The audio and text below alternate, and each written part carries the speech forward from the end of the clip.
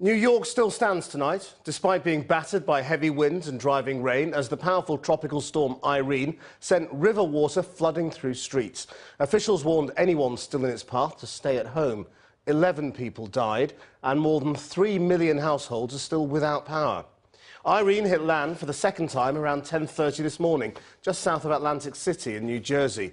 It was downgraded to a tropical storm before reaching New York City and surrounding areas a few hours ago. It's expected to move across southern New England later this evening, as James Blake reports.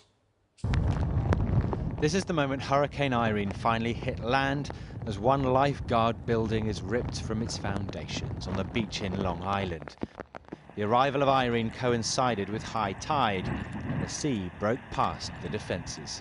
Pandemonium, pretty much. It's kind of crazy. I've never experienced anything like this before. Just next door to JFK Airport, the community of Howard Beach was flooded. Within an hour, the sea levels had risen by 8 feet. Everyone who lived here had been ordered to leave, but a few remained. Our parents always had hurricane parties, so we're going on with the tradition. Yeah, we figured we should stay because if we leave, we might not be able to get back in town, and we'd rather be here and know what's going on. So the coastal region around Long Island suffered the biggest impact from Irene. The whole area, named Coastal Zone A, had been singled out for evacuation.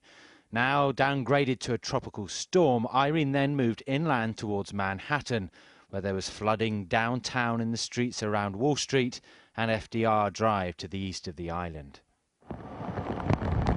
This was Lower Manhattan about 7 o'clock this morning, local time.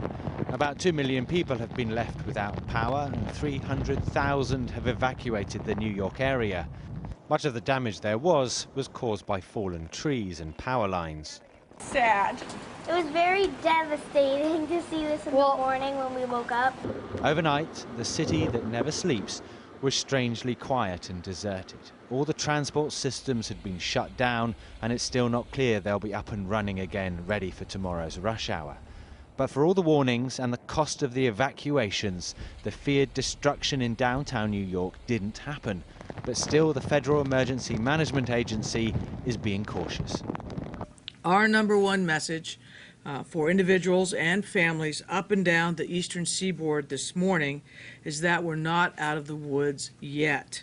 Irene remains a large and potentially dangerous storm. Hazards still persist in communities that have already seen the storm pass. The good news is the worst is over, and we will soon move to restore and return mode. The tides, we're heading towards low tide, and as you all know, the backside of a low-pressure area comes up the east coast. The winds will force the waters away from the coast. As Irene, the tropical storm, moves up and in towards New England, she leaves flooding in her wake. This is Elmsford, where inflatable boats were brought out to rescue residents from flooded homes. Further south in Virginia, the cleanup has already started today. Here, tornadoes joined the storm as it traveled up the coast. And tonight, tornado warnings are still in place in New York State. At least 11 people across 4 states have been killed by Hurricane Irene. And US officials maintain if parts of New York hadn't been evacuated overnight, the loss of life would have been much higher.